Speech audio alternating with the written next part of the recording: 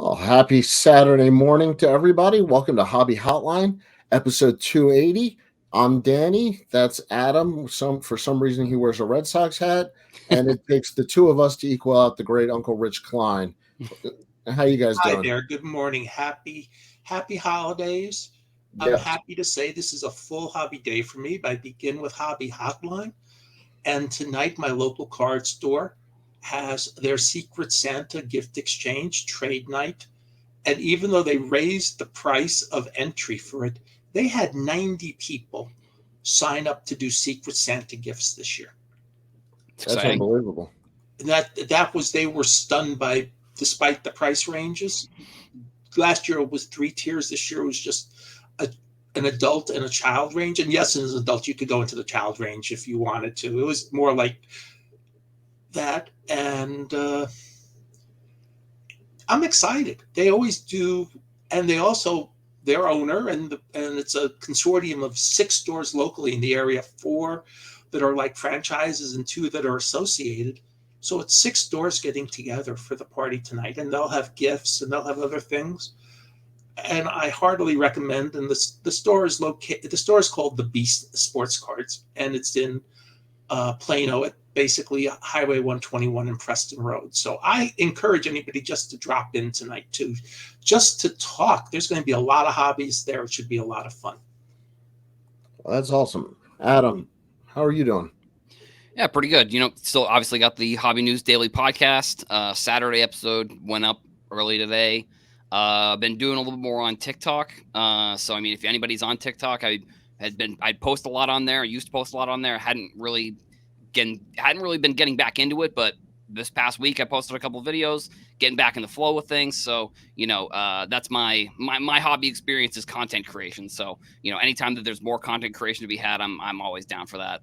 And can I just say that what Adam does on Saturday mornings when he puts all the shows together for Hobby News Daily is, in my opinion, a wonderful and important to listen to breakdown of what's happened over the past week. I consider it a must listen, especially when I'm on the show, but I consider it a must listen every Saturday morning. And I really do recommend more people listen. I mean, and I understand it's his opinions, but it's a really good breakdown of what's happening at a specific time frame, a snapshot. I personally love Appreciate those listening. kind words, Rich. Very nice. Yeah, we both appreciate it, but kudos to Adam because it's not just the weekend. He's doing Monday through Friday to get up to the weekend. So he's the voice in the morning. A lot of people in the chat room already. Ruben says, "Holy crap, full face, Rich Klein." It's This been fixed. I preferred the box Rich Klein with this disembodied voice, but you can get a full face of me if you so desire. absolutely foul five ball. I'm going to miss a bunch of people here, but also want to give a shout out as always to the sports card shop. They've got two locations now. I always say I have been to the Valparaiso, and fantastic. Definitely check them out. And we're usually up on the big board there. So to Rex and the whole family there, good morning and happy holidays. I think getting started this morning, we got to tackle the $700 million gorilla. Um, I think we're looking at one of the craziest contracts and one of the biggest stories in sports in quite some time. Shohei the money and the cards. 700 million over 10 years. Obviously, there's this unique deferred contract, but Tops now does a printing. Uh, Adam, what do you know about this? So broke the record. I mean, so Tops now they pretty much do like the print on demand cards. I think the last previous record was Bernie Sanders, like that funny card where he was like sitting at the inauguration back in 2020. That I think that had like 97,000 or something like that. And then this card, the Shohei card, had 107,000, which is like, I mean, for me, it's I the Tops now, I love the concept, and I think that Tops does a phenomenal job with capturing these types of moments with these cards. And then even, with rookie cards specifically. And I mean, just for the reason that I like Topps now is because like, how many cards there are. Like, sure, maybe, I don't know, maybe you're not pulling out a pack and you know what card you're pulling, but like for rookies or for like a moment like this with Shohei Ohtani or the Juan Soto, which I don't remember what the print run for that one was off the top of my head, but for that example, like, that there's 107,000. So if you're even comparing that to any amount of cards within like the flagship product or Topps Chrome, it's like, it's a significant difference in knowing how many cards there are versus like just having to guess and like really having no idea one way or the other if there are that many. So I mean, yeah, the Topps Now card, I think it's really cool, and I'm glad that I'm glad that Topps has continued the process. But I mean, I guess if you're selling 107,000 cards, like you're probably not looking to move on from the concept, I suppose. Well, remember, you have also a very limited time frame to order these cards. Right. It's not like you have a month or 2 months to order a Topps Now card. You have a few days at the most. And so to have that many cards printed, I mean, Topps does a wonderful job. I get their emails, but to have that many cards ordered in one day just shows just how popular Shohei is. It definitely shows his popularity. And it's not that it matters, because I think you buy this card for the moment, but does it devalue the card that there's 100,000 of them out there? No. I mean, potentially, but also you're not really looking at with these types of cards. I feel like it's about the moment. More of like a collect. I feel like it's almost truly like a collectible. Like I feel like it's truly like it. The cards, the hobby does this funny thing where they just will accept that something won't be a certain way. Like they accept that like wide receivers and running backs in the NFL are like not as valued as quarterbacks, or it's like college jersey cards are not, even if they're signed, they're not as valuable as like the regular cards. It seems like, obviously with Topps and Bowman, I think things are changing a little bit, but at the same time, basically the hobby has decided in some circumstances that like these cards are not going to have long-term staying value. I mean, unless you're seeing like, and I'm going to use an example of a soccer card that I bought. Like there was a Gio Reyna card from the Bundesliga that has like a print run of like 200. So it's like, and it was his first Topps card. So it's like, you kind of maybe look at that and say, well, that one is obviously going to be different than this. And I actually did just crunch a couple numbers. Hypothetically, if all of the orders if all of the orders were orders of 20, which I don't know if they weren't, but I'm just using I'm lowballing the number a little bit here. That means Topps would have made $481,500 from the Shohei Ohtani card, just from the one drop in one day. Not made. That would have been sales. Well, in sales, right. Yes, correct. Right, but in sales, and that's also lowballing the number. Like because I think it goes from one card is $9 to if you order 20, it's $5. So like basically, again, if you want to highball that number, they made $1 million. They had $1 million in sales because you double that for if every card was bought singularly.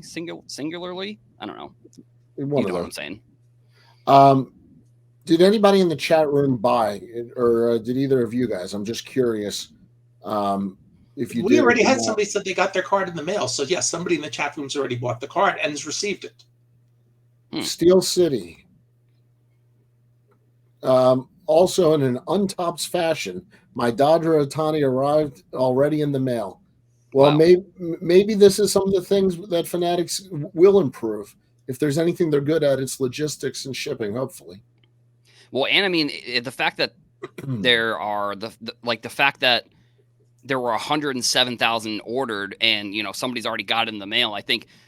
Hopefully that maybe prove that like a concept that I think I was talking about on this show, like back in March, was like a March Madness set, and like getting these cards printed and shipped as quickly as possible because, to sort of stir up the excitement for it.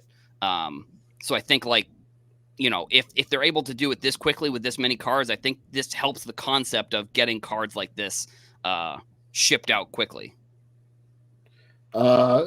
Interesting comment here. I did not buy it as it was photoshopped. I'll wait and overspend for his first flagship Father's Day card out of 50. Mm. Does Yeah. does that it's that's an interesting comment. Does it bother either one of you guys that it's a Photoshop? For how long has Topps been changing uniform caps and things like that on players? I mean, this is a tradition going back 70 years. Yep. So there's nothing new under the sun. They used to do now you can do a much better job with Photoshop, but I mean, they've been doing that for 70 some odd years. Come on, guys. Rich, you know better than I do. They've had hats they've left blank and all sorts of stuff over the years to try to correct stuff. There have Or been create some, it. and there's been some classic stuff that's not corrected. Like my favorite typo of all time on a types card is the 64 Topps Dennis Bennett card. I believe it's his name. He's paired with Rick Wise on a rookie card. This 19-year-old right-hander is only 18 years old. But that's what they call him 19 on there. So he's this 19. Yeah, I mean that the card actually says that there's no correction. That should have been corrected. That's hysterical. But that's from 1964. That's what I mean. Things happen, and the photo. If it was a Photoshop card, I'd much rather. I've not seen the card. I will be honest, but the card that I heard about is when they did some interview with him, and he was with his dog. You need to get a photo of him and his dog just for the animal. His dog Decoy. Yeah, right. It was a 7,200 on the Juan Soto card, the traded one, and then I mean, I'll answer the question quickly. I'm fine with the Photoshop. I mean, I think they did a phenomenal job with it. Like, it's funny. Like, I have a sports design background, and one of the things that was I used to do a lot of like sports designing on Instagram before I got into sports cards, and like one of the big things was jersey swaps. Like that was one of the big like niches. Almost, it was like a niche within that niche of it was like a niche within the niche of sports graphic design, was like people doing jersey swaps. So like it's funny now, like you look on ESPN, like ESPN does jersey swaps and they're horrific. They're terrible. They're like Topps at least is doing a really good job. Like they don't have someone doing it on their phone, obviously. Like sometimes I think that's what ESPN and some of these companies are doing when someone gets traded. I look at them like, that's just not that player. Like they just literally either they put his head on someone else's body, or they like try to morph a jersey that's not. Yeah, like I said, I think the Photoshop job is good, and I think that Topps does a good job with their Photoshops with these types of cards, obviously, because you're not gonna Shohei Ohtani's not hitting in a Dodgers jersey yet. He does also have that card live right now of him at the press conference. So, hypothetically, if you did want his first Dodgers official with him actually wearing a Dodgers jersey, that card's available now. Not that Topps is paying. How much do they sell for? It's eight for or 9 for the single card, and then it goes basically down per card if you order more. But yeah, I mean, like I said, hopefully, maybe Topps will pay us one day, but they're not paying us now. But they got a free plug for that card, because that's up right now. Hello. Rich is getting a call right now from Jefferson Burdick, I believe. Oh, from he actually it's Michael. He's getting a call from Michael Rubin to tell us that they're going to be cutting us a check for this episode. We were guessing it's Darren Ravel. I asked if the Photoshop bothered anybody. Every card is Photoshop nowadays. Does not bother me at all. I completely agree with that, actually. Good morning, Warren. I'm a little bit behind in some of the hellos, but I did want to get back real quick. Dan, I thanked you on a couple shows. I don't know if you saw, but I got everything a while back and just wanted to thank you very much. Love the Ripken phone card. So thank you. Very nice to send that. I don't want to switch topics too quick when Rich gets back, but I want to talk about, and I think Adam, you brought up a good point in the Tom Brady card and the Disney drop. Topps took kind of two very different approaches to selling these, and I know you've covered both. Do you mind explaining kind of I guess the Brady one, unless you've been under a rock, you saw the ads for that. Yeah.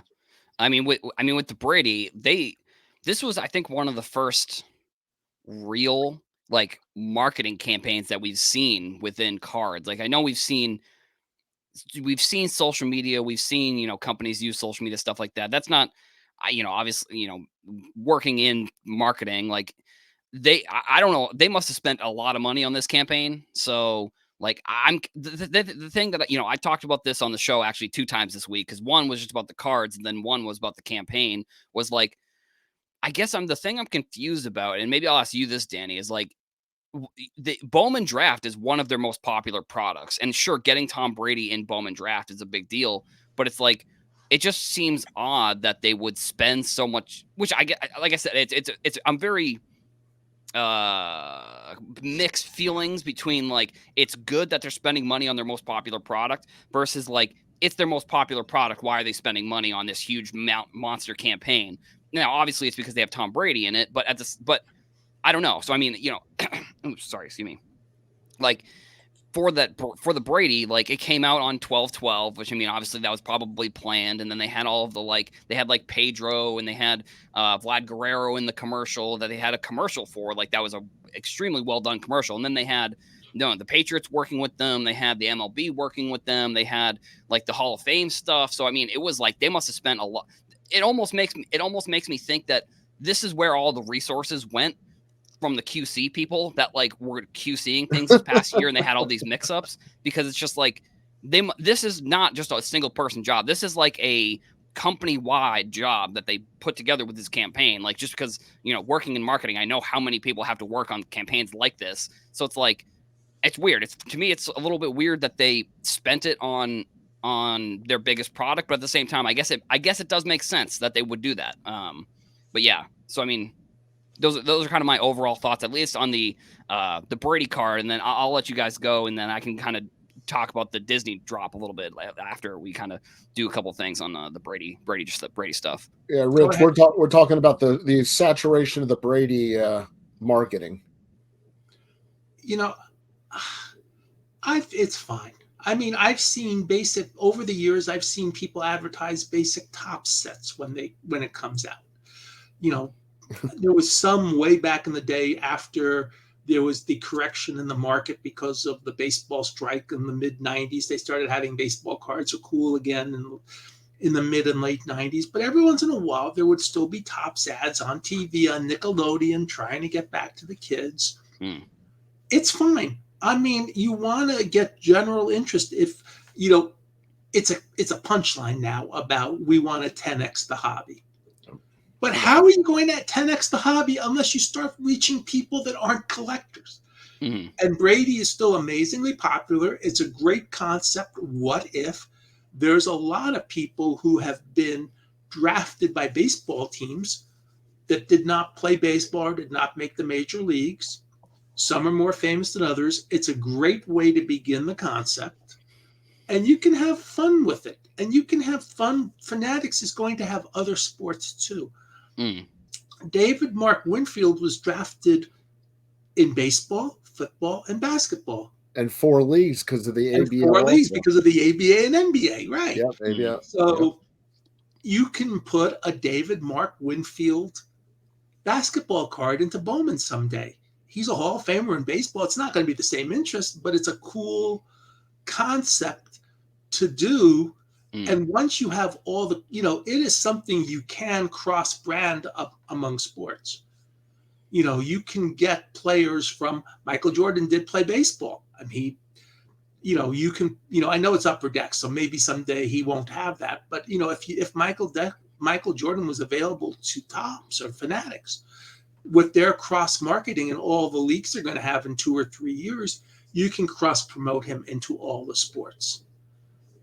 Bo Jackson, we know. Deion Sanders, we know. They all played other sports. And I mean, there were even less, I'm using lesser names too, but the point is, this is something Fanatics can do that other card companies really haven't thought about, or really don't want to, or have not thought enough outside the box to do. So I don't have a problem with them publicizing it. You've got one of the most popular football players of all time, winning all those Super Bowls, going to be the number one commentator on Fox next year for football, so he'll stay in the news. Why not? I mean, and then if you get him to sign, even better. They've done a hobby publicity and they've done a public publicity. We want to 10x the hobby. Well, you're going to have to do things like that to 10x the hobby. Right. And making Tom Brady seem like he's interested in baseball cards is the first. I mean, the largest endorser I can ever remember um, endorsing the hobby. I don't, Rich. I mean, you said one of the most popular football players, one of the most popular athletes of all time. And when you have that player of that caliber saying, "I'm on board with this," well, then my kids get interested. You know, more people get interested. And you know, people are throwing out other names: Russell Wilson, Kyler Murray, but you know, yeah, a lot of these guys. Tim Tebow. There's a bunch of people, and then you can do it in reverse sports. You know, the Tony Gwynn basketball card would be a cool one. You know, and Fanatics is going to have all the licenses. And to Rich's point, you know, you need that to be able to do this. And if you don't have all the licenses to work together, and you don't have the influence with the athletes and the deals, then it can't get done. And that's the other thing. Michael Rubin has a lot of these athletes on speed dial on his phone. Right. Panini's done a lot of great things over the years, but I don't think their CEOs, American and worldwide, have all these athletes on speed dial on their phone where, you know, when Michael Rubin went to Rob Vieira's store and he saw some young girl and this was great PR with looking at cheap Devin Booker cards. Would you like to meet him? And he whips out his phone and they eventually met, and, you know, and he gave her some some stuff too. I would say merchandise, that's the wrong word, but some memorabilia. Right. And it worked out very well, but it's great publicity, but it's also, he's got those numbers on his phone. You and I don't have those numbers on our phone. Right. Yeah. I mean, too, I think the ad, I mean, these were my two thoughts two more of the thoughts I had on the ad was like, it feels like they're trying to win like some sort of marketing award for this campaign, because it really feels like like I said, it feels like one of the first full scale sports card campaigns that I can remember seeing in quite some time. I mean, yeah, like you said, sure, there's commercials on, you know, Nickelodeon and ESPN for sports cards, but like this felt like it was bigger than sports cards in general, and that's kind of one of the things that will, you know, the 10xing of the hobby. I don't know necessarily if there's gonna be a 10x or whatever it ends up being. Like, I mean, honestly, if you ask most collectors, they don't want the hobby to 10x. They want the hobby to stay the same. But like, that's, you know, for content creators, for people like me, that's I would like to see a 10x, but, you know, obviously it doesn't affect me as much because I'm not buying every single product. And, you know, the prices of them are buying every single card and price are going up because they're 10xing or whatever. But the other piece of it, I think, could be that maybe Fanatics is trying to get more investing into the company. And they're saying, look at this, we can do this marketing campaign. Look at what we did with, especially using Tom Brady as like, not even really a guinea pig, but like as the star of the marketing campaign. It's like, we did this with Tom Brady. We can do this with other athletes that we want to bring over, you know, which I guess my prediction is I think they're going to do something similar with LeBron, if I'm going to be honest, because like they have Bronny James, they signed that agent from Rich Paul's, or the basketball. I forget what his title was. I think he's the director of basketball player relations, I think now, and he worked for Rich Paul's agency, who was LeBron's that's LeBron's. You know, that's Rich Paul's LeBron's friend, that's their agency. And then, you know, and now we have that other Bowman basketball card with the LeBron autograph in it. I wouldn't be surprised if in a year or 2 or 3 years, we see a very similar campaign somehow with LeBron. Obviously not to this extent, or they're going to have to come up with another concept, but, you know, I think that they're probably going to do something with LeBron once everything fully gets announced and maybe when they get the basketball product and they officially start really rolling these things out. The fact that they started with Brady, I think, is great because it's like, like you said, he's the biggest athlete probably in the United States, at least, other than maybe LeBron. So we'll see. But those were kind of just two of the things that I was thinking about on top of sort of all my other thoughts with these Brady cards. Real quick, Adam. Somebody said Steel City DW. To your point, Adam, Fanatics may be using this as a test case for how they evolve the product line. So, Right. Totally. To your point there. Also, 10 times the hobby means different things to everybody. It could be 10 times the revenue, 10 times the consumers. Hopefully, it's not 10 times the cards. I saw that comment, and I don't think we want every set multiplied by 10. And Mike Petty, I agree with a lot of what you're saying. That 10 times, you bring more people in, and they're not going to be the traditional collectors, and you hope that people don't take advantage of them. They certainly agree with that. Right. No argument at all. We went through a 10x I'm old enough to remember we went through the 10x in the late 80s and early 90s. And yes, and that was detrimental. It was long term was detrimental, but it was great at the time. And one of the things you have to remember is there was also before the baseball strike, it was still a very strong business.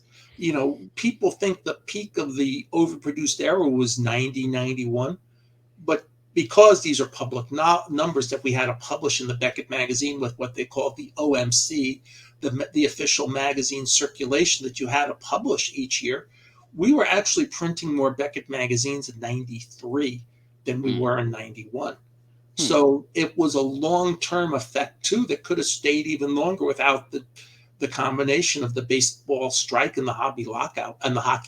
So, there are factors sometimes that come beyond our pale, but the longer there's hobby peace in the sports, the better off is, and I think it's important that we understand that there's going to be bumps. There have to be bumps. Nothing's a smooth ride upward and nothing's a safe glide downwards. But there are going to be bumps. It's going to be okay. And the beauty about collecting is an individual pursuit. You can collect any way you want. If you say, I want nothing to do with Tom Brady's 23 Bowman cards in the football product. I don't even want to know anything about 2023 cards. I only want 1973 and before because that was the last year Topps cards in series. That's fine. That's the beauty. You can choose what you want to do and how you want to do it. We're covering the topics of today, but just remember, collecting's what you want to do. Being a dealer and being a collector are two very different things. Real quick, I love this comment. Didn't they make 1989 Upper Deck set for 3 years? Rich, I think we've been hearing the stories about the production of that Griffey card. And to my knowledge, it's still being produced. Well, I will tell you this much. That may be the one card you could keep producing and keep selling. The number one all-time submitted card to PSA. So it's very interesting. Can we give a shout out here, and we may have talked about it last week, to our buddy from Gemrate, Ryan Stasinski. Yeah, absolutely. Who has now created a top 100, and I think you talked about this, by the way, in your Hobby News Daily recap that I listened to today, this morning, that he's got now a top 100 recap of a population report covering all the card companies of 100 cards, and that's probably going to grow over the years. Right. And it's a great concept. It's much needed. Yeah, it's phenomenal. And honestly, like, I don't know if Danny, you have the link for it that we could put in the chat or put his Twitter or something in the chat, because like it really is. I mean, the thing that I talked about on the show, and I know I keep referencing what I talked about on the show, and I'm trying to not do that, but it's quite all right. Don't hold back. No, the more you reference the show, the better off you are. But what I said was, like, what has happened in the hobby is tools like this have been built. Tools like Card Ladder, tools like the Sports Card Investor platform, like people. It feels like, and Rich, you may be able to correct me if I'm wrong here. It feels like maybe in like the 80s and 90s and maybe even the 2000s, early 2000s, sort of when eBay was not around and then when it was just kind of starting, it feels like a lot of, you're using Beckett magazine for pricing, but like there was not this real-time data on the price of a card going up. Like, it was like you would have to either wait a month for the magazine to come out to see if the card went up, or like you just wouldn't know if a card was going up or down in pricing, because it's like you don't know all of the sales. And for the most part, a lot of sales now are happening online. So like these tools are just helping collectors become much smarter, which I think is good for the hobby, because it's helping, you're not new people can come in, and the learning curve, that's sort of maybe the good way to put it, the learning curve has dropped significantly. So it's like new collectors coming in, they don't have to worry if they're buying the right card or if they're paying the right price. It's like the learning curve of somebody new coming in and trying to buy the card or buy a card they want at the correct price is like super easy now, where like a couple years ago, maybe not a couple years, let's say the 2000s, somebody might buy a card, and they may have no idea if they paid the right price. They may have paid a couple $100 too much for the card, because like there was no, good tool for card pricing tracking. So it's like the learning curve is down significantly, and tools like what GemRate, what they put out, it's a phenomenal tool. And I mean, I love looking at the data, and it has let's see, it has like PSA, SGC, BGS, and CGC, all four of their pop reports all put into one pop report, basically. And I'd imagine it's probably similar to what Card Ladder did. Like, Card Ladder didn't start out with all of these cards on there. They started adding cards day by day by day. And now they have one of the biggest databases in all of sports cards, which is why that's why they're owned by PSA now, honestly, because they built such a good platform. So it's like, this is probably going to be something similar, where they add cards and they add more stuff. But the tool when I saw it at first, I was blown away. It's a phenomenal tool for people who are interested in, data on these types of cards. Yeah, I do want to say it was interesting, and I almost put this into our group chat when I was listening this morning. But you brought up an interesting point that Dr. Beckett, who is also a regular on Hobby Hotline, and I discussed on a recent podcast about when we were back at Beckett and doing pricing back in the day. We depended on private sales, our knowledge of dealers that would tell us truthful prices. We would go to the shows, the famous line about how much we spent to send the analysts and to the shows to see what was going on. And today, and this came up we had a Hobby News Daily group chat, and this came up with Bobby Burrell, how the difference between yesterday, where we depended on private sales and our knowledge of people, right, and today's public sales, are two very different things. And it's a very different dichotomy between knowing, and we don't always know even if the sale goes through. You can have somebody leave positive feedback and then renege on a buy. Right. Yep. Exactly. So you don't know unless you know. I mean, you presume, but it's never 100%. My favorite way to buy, if I had my druthers, is in person at a show every single time. The problem is where are the cards? And sometimes that, Rich, I'm sure you believe in buying on ComC, and there's an eBay, and there's plenty of sites where I can find the cards that I won't find at a show. And so that's where it forces me more online and more into the data. When I'm at a show, if I see a card, there's so much back and forth. There's what else is in the room. There's the eye appeal. When you're holding a card, seems to be different than when you look at it on a screen. So I still prefer to buy face to face at a show, given my chance. Well, honestly, so do I, but I'm also blessed that literally across the street from this office is the Dallas Card Show. I know, you always rub that in on me. I rub that. I'm sorry. I mean, it's a blessing. I get jealous. it. Hey, I want to give Kyle Robertson and his team credit. I mean, they used to do 40, 50 table shows every month. Now they do 600 table shows 6 times a year or 5 times a year. They have not yet announced a date for June or July. So we will just call it 5 times a year.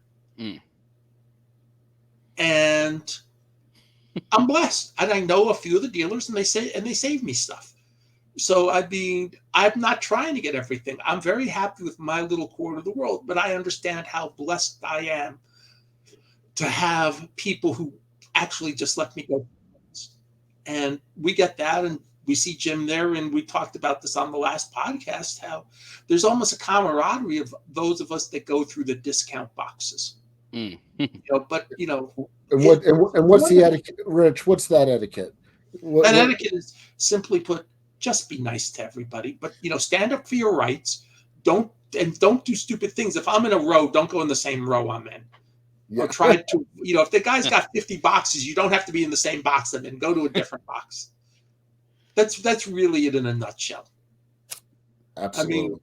I mean, we've all found good stuff in these boxes. Coming off the Tom Brady conversation, and I'd be interested in a lot of people in the chat's view, is this Disney Chrome 100 drop that was done, and it was done, I believe, UK only. Yeah. And it was a surprise drop. It was not on a release schedule, is my understanding. Adam, do you know more about this? Yeah, I mean, I've been kind of following those Disney cards, and there was, excuse me, there was a Chinese Disney, or there was a Chinese company that did a Disney drop earlier this year, I think called Phantom. I know there's a different name. I forget how it's like Conco. I forget the name of the other one that they call it, but it was that. I think that was like early March-ish. They dropped out those cards, and I mean, they were super popular. I mean, we saw boxes kind of when the stuff got announced, like go pretty crazy because people in the United States were trying to buy them. And then last year in 2022, there was a Pixar drop that a Japanese company did. And if I had to guess, I mean, because I was trying to brainstorm why they would do it in the UK versus in the United States. I have to assume that there's like some sort of tariff that or some sort of tax that's like not in Europe, not in the UK, that like potentially the US has. Like if people from outside the country are trying to order something from the United States, there has to be some sort of tax that doesn't exist in Europe, and that's why they're dropping it in Europe. Expensive shipping charges, I think. Yeah. Well, also, I mean, I'm thinking maybe the other thing that I'm thinking is maybe they looked at maybe they have some sort of data that says like here are the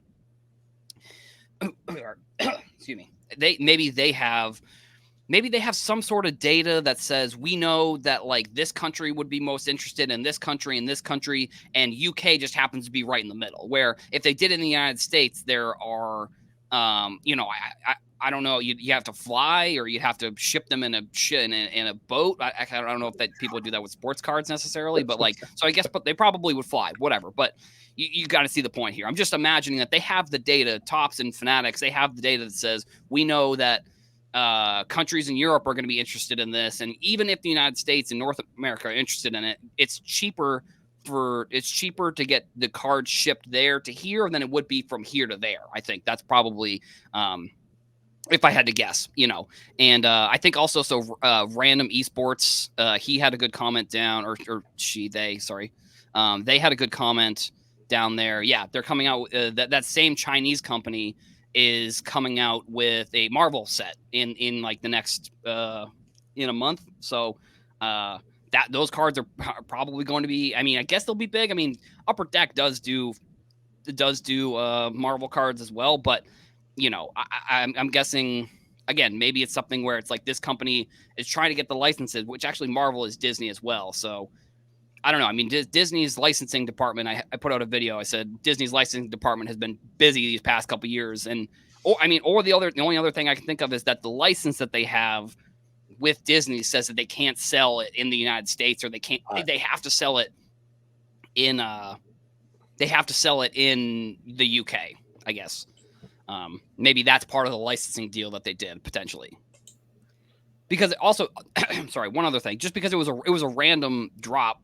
So it's like Disney, this seems like it's a pretty interesting big product, and they just dropped it. They just dropped it out of nowhere. So maybe it's like a limited licensing. I don't really know. I mean, these are kind of just all the things I'm speculating on about why they would drop it in the UK and not drop it in the United States. Well, I looked online. It looks like the boxes are going roughly $300 and up, and then the shipping runs looks like $30 to $50 from the UK. So I'm betting that it's a licensing issue also. But it also builds up a little bit of hype when you do a drop like that. They probably added, to the free media and the marketing a lot. And I just, I think the more people go into non-sports cards, the more, we have to, it might not be a hobby shop, and a local card shop may not be the best distribution for a Disney 100 Chrome set. Right. So there might be other ways to distribute that better. Rich, excuse my ignorance. How much does ComC do with non-sports? Anything? A ton. Right, right. We have one of the most robust, if not the most robust, non-sports. I want to use the word catalog that I've ever seen, and we get a lot of non-sports cards in, both old and new, and there's a lot coming in every day. And I mean, I'm amazed, and it's not just American. Tons of Japanese stuff comes in, tons of other foreign stuff comes in. It is the most. I learn every day something about non-sports cards that I've never seen before. I do not know anything. I want to state for the record, I don't know a darn thing about Disney 100 Chrome. So as I said, to paraphrase Will Rogers in the 1930s, all I ever learned about Disney 100 car is what I learned from Adam and his podcast. Wow, I do remember him saying that. Right. Ziggy says that the license restriction on Disney Chrome in USA, he's purchased from the UK before. Since Ziggy's mentioning, he had a great question for us earlier, but I would like us to punt on that one till next week, because I think it's more appropriate for an end of the year show. Yep, he asked about, what type of year do you think Fanatics had? And I think we can expand that to what type of year did Fanatics, Panini, Upper Deck, and other card companies have. But I think that's a really appropriate question for next week as an end of the year recap show. Also talking about how the national this year was in Chicago and exploded, with how many booths and how many corporates there were, and what they're going on. I think that's that's just, unless something breaks in the next week, which I doubt, whereas we're approaching the Christmas break. But I think that's a great question, but I'd like us to punt till next week. I think you just jinxed it. There will be major hobby news in the next week. Hey, that'll make the show even better then. Right. Right. Here, I wanted to touch on one thing as we head on the home stretch here. Adam, you had a great thing you brought to my attention. It was the list of the 10 most graded players of the past year. So this is not the 10 most popular cards. This is not the 10 most popular players, but this is the 10 most graded players. Specifically PSA, I'm pretty sure. PSA. Yeah. Which, I'd be curious, but I would assume the numbers are similar. But for PSA, the most graded players, Shohei makes perfect sense. Jordan is always on the list. Julio Rodriguez, didn't they have a grading special at some point? I don't know. I forgot. He was the athlete that was like, actually, maybe. I'm not sure. If anybody remembers. Trevor Lawrence is a surprise. I think there was a lot of build up to him going into the season. Yeah. Brock Purdy is likely number 11. Well, I guarantee whatever Brock Purdy is, it's a lot more than they thought it was going to be when they made the cards. Right. Yeah. Rich, anything on there catch you off guard or anything? Well, I don't want to say off guard, but it's interesting that we were talking about 89 Upper Deck Griffey. He's still in the top 10 of most popular players graded. Yeah. His appeal just shows that he has the multi-generational appeal, plus a lot of people I'm going to call them the 40-somethings, that came back to the hobby in recent years, especially after, they rediscovered the cards in their closet during the pandemic. Oh, Griffey was my favorite player growing up. Okay, let me send these in and have these slabbed and whatever. So I think it shows that there's an enduring popularity. And really I don't want to say a surprise, but it just shows. I mean, the other names you kind of expect, and Trevor Lawrence sounds higher than it should be, but remember, he was a college star. He was known in college, good looking kid, very popular, one of the best NFL quarterbacks. And if I remember correctly, his cards were delayed coming out. So I wonder if everybody finally got his cards and rushed to grade.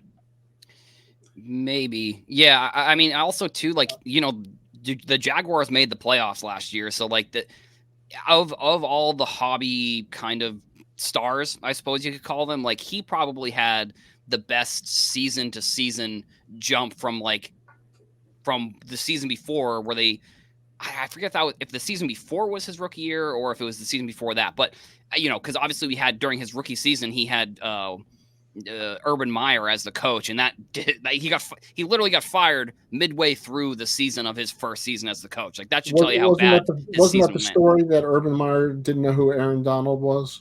Something like that. Yeah, I don't know right. if that's true, Yeah. but it's a great story. Yeah, right. Like there was some story about him like going out to the bars like on a Saturday before the game or something like that. So yeah, he got fired, and then they brought in Doug Peterson, which I think maybe some people within sports cards maybe people forget. Like Doug Peterson was the coach that really brought up Carson Wentz and was like made Carson Wentz the MVP candidate back in 2017. So they bring him in this year, and after making the playoffs last year, he was probably the guy that a lot of people looked at and said, well, he's going to take that next big jump, hopefully in the playoffs and, maybe make a Super Bowl or like maybe, maybe have an MVP caliber season. And the Jaguars are pretty good. He did get hurt recently, but like, so I would say he's maybe the most surprising and least surprising player on that list. I'm going to be honest. Cause like all the other names we know, I mean, they're, if you look at the overall, I saw a graphics, I think it was Sports Card Investor put out like last week. The most cards graded in total by any player was like Michael Jordan had like 1.2 million, and then Ken Griffey Jr. had like 900,000. So it's like people are still submitting those cards for those players. So I'm actually even a little bit surprised that like Griffey isn't a little bit higher up the list. I mean, maybe at this point, I don't know how much. I don't know which cards people are grading for Griffey. I mean, same with even Michael Jordan. It's like everybody is just getting every Griffey or Jordan card graded, probably because that's just if you want to get in a slab, it's probably not super expensive anymore. Yeah, the Griffey inserts. That's a good point. And I don't Jordan, know. I mean, Jordan inserts too. Jordan, right? Exactly. Yeah, definitely. And I like this comment. And Adam, would you mind touching on this? Yeah, sure. Mantle, Griffey, Trout is a story of generational names that will persist in popularity. Did I persist? Is that correct? Yeah, correct. I think the point is that those three will end up, outliving maybe Trevor Lawrence in hobby collectability. Right. Yeah. Well, and also Trout's not on this list, so I mean, if I had to guess, he's probably in the top. He has to be in the top 15. But like, I think it's interesting. There's 1, 2, 3, 4 of the top 10 are football. I think it's an interesting list because and then 1, 2, 3 are basketball, and then 1, 2, 3 are baseball. So it's really, I mean, it's a mixture of all the kind of top sports. So I mean, I think that's a good thing if you're kind of looking at like overall interest in all of these sports. Like the fact that this year the list consists of every kind of important sport within sports cards. Not that hockey isn't important. It's just not a sport that I feel like a lot of people get. It's not as large a sport as some of these other ones. Like the gap is much more significant than I think like basketball to baseball. Yes, that's another Urban Meyer story. That's the one you were referring to. It was after. Yeah, right. Yeah. Yes. Rich, throughout kind of grading, I think people forget grading didn't start until the 90s. Am I right on that? You are correct. Grading began in the 90s. I know we began Beckett grading like 98, 99. PSA's first cards are 91. It really took about, and to me, when eBay and other internet sites started becoming a dominant way of selling cards, I've always been a proponent of grading. And I always used to say, grading cards, and I'm not saying nobody's perfect, including grading card companies, and I want that clear, but they're pretty good. They're very good. And one of the things is that if I buy a PSA 7 1968 Topps Mickey Mantle card, or a BVG 7 Mickey Mantle card, or an SGC 7, or a CSG or CGC 7 Mickey Mantle card, I have a pretty darn good idea what it looks like.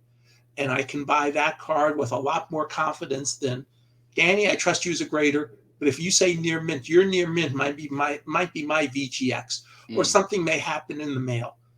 A graded card is more secure. I mean, you can't break those Beckett holders in the mail. If you can break a Beckett holder in the mail, it's gone through being run under a truck. You know, and so it really helps sales worldwide and on the internet, because it gives you a more comfortable feeling of what you're buying. And again, I want to stress, nobody's perfect, but it's good. And that's why I use the PSA 7, because the odds are a 7 is a 7. Yes. And, you know, Ziggy makes the point that grading's a third-party opinion. He's not wrong about that. But it gives you some range of consistency. Maybe one company is off a number, maybe it's a half a grade, whatever it is. But you're usually going to know the difference between a 2 and an 8 is going to tell you a lot more. So I agree with, opinions are not perfect. Yeah, and also, I think we're all in agreement on that. I just everybody have a good general view, not that it's dead on. I mean, before PSA went to 0.5, a card technically, if it's a 7, could be between 6.51 and 7.49. Yep. If you think about it, and I think too, like, range. I think too, like, there are, I think I'm going to use this word correctly, anecdotes. Like if you look on Twitter or, Instagram or any of these things, sure, there's like a couple times where you'll see somebody graded a card with all the different companies and they gave them wildly different grades. I would say that's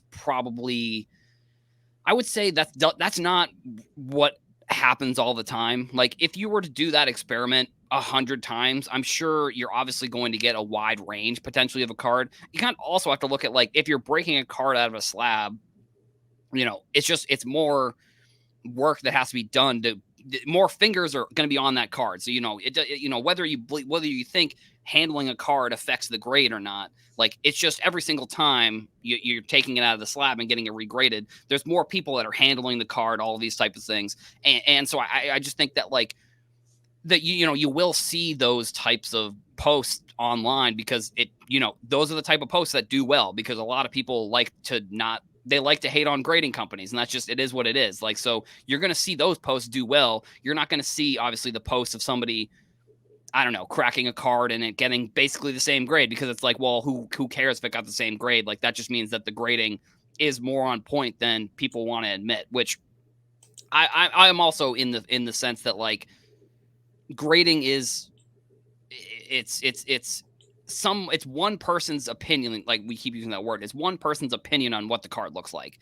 Sure, there's probably a couple people looking at certain cards, but the PSA just has to grade so many cards that, like, they're looking at it quick, moving it on, looking at it quick, moving it on. Maybe less now than they were back in, like, a couple years ago, but that's kind of the process, at least from my knowledge of how that stuff is going on. Good comment here from Steel City again. Also, it's easier to know the difference between a 5 and 7 in vintage versus knowing the difference between an 8 and a 10 in chrome. Right. I mean, there's no doubt that the different types of cards make it easier or harder, or different ways to look at them. Some people, like my vintage cards, I don't care about the grade at all. It's all about the visual appeal to me. Mm-hmm. If I was buying a new card, I don't know why, I don't really want a chrome in a 6. Something about that just seems like it seems like a modern day beater. I don't think I want any 2023 card in a 6. That's right. That's what, so it's, I don't know. I think for vintage, you expect the card. You expect the average grade of a card from this year to be 8.5 to 9. Yeah. It won't be perfect, but it'll be nice. Yes, absolutely. Mookie says I'd be interested in a top 50 most graded in 2023. Probably fair amount of players into that list who are just 2024 hobby irrelevant every year, every Yeah. year, every year, every year. And that's why the comment that Adam I asked you to read before, Mantle, Trout, generational guys. I think, Rich, going back, I'm going to bring this full circle. Our original conversation on Shohei, he's really making now, he's the next generational talent. You know what's interesting is Shohei is Ichiro to the next level. Right. Well, Shohei is probably, the best natural player since Mantle, He's the fastest player in baseball. His probably he can throw faster than anybody, and he's got a ton of power. I mean, he is in a sense the Babe Ruth of this generation. And I mean, he's getting hurt a little more than Babe Ruth, but that was what Babe Ruth could do.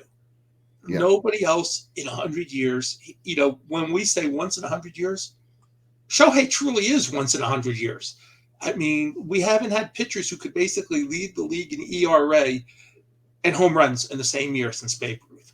Right. Well, I think it's only because they didn't draft me, but Well, and I actually I have one other thing is, I mean, I think with Trout, I know a lot of people in the comments are saying Trout's overrated now, he's fallen off or whatever, but it's like things can change very quickly. If Trout has one MVP type season and brings the Angels to the playoffs, like everyone's opinion on Trout is going to change very quickly. I think just a good example is like Russell Wilson this year.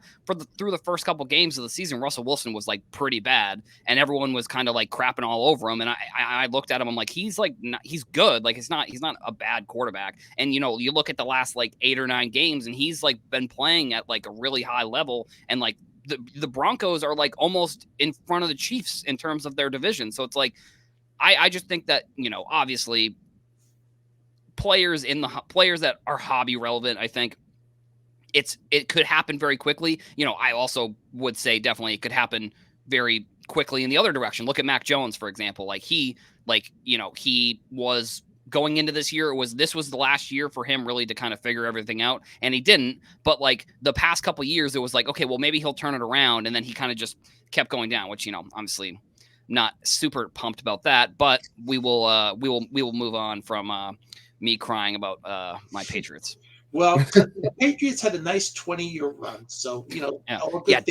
I was going to say nobody feels bad for you, Adam, on this one. Yeah, I mean, you should, because my team's in last place for the first time ever. So my team's leading the division. Back in the 60s, the Patriots weren't always that good either.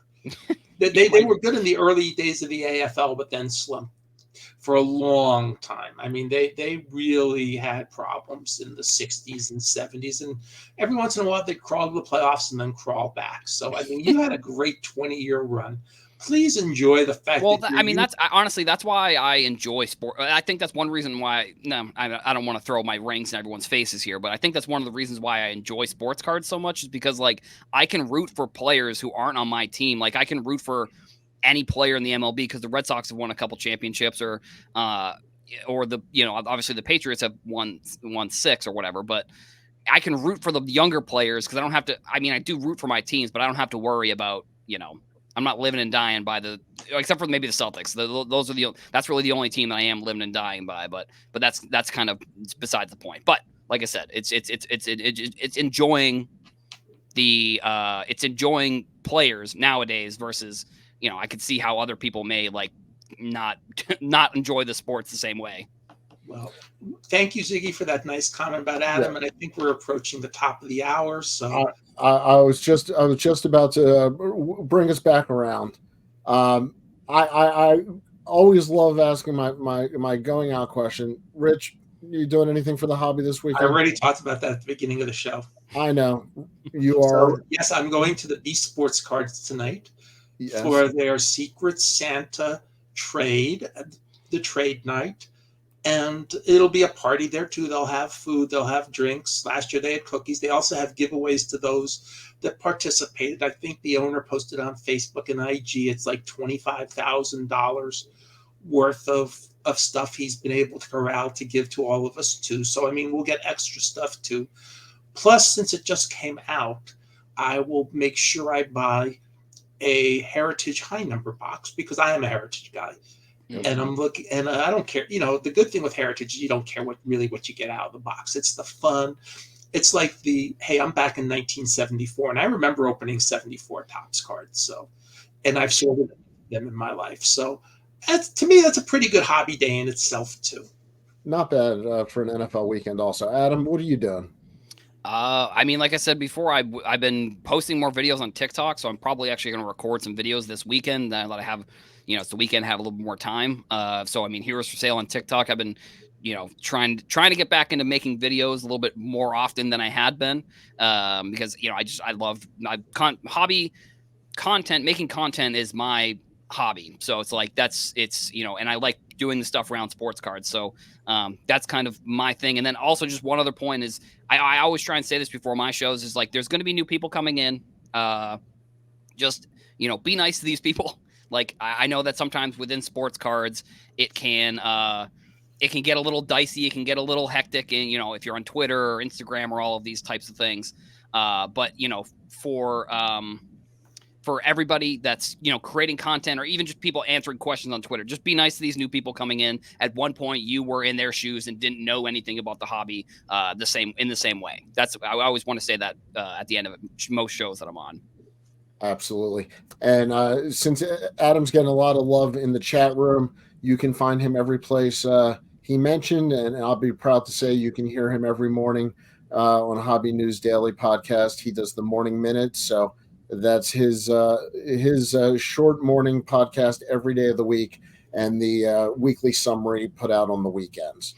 With all that being said, my hobby weekend is going to be sorting some cards, actually hanging out maybe with Chris Sewell on a collection, and we'll see from there.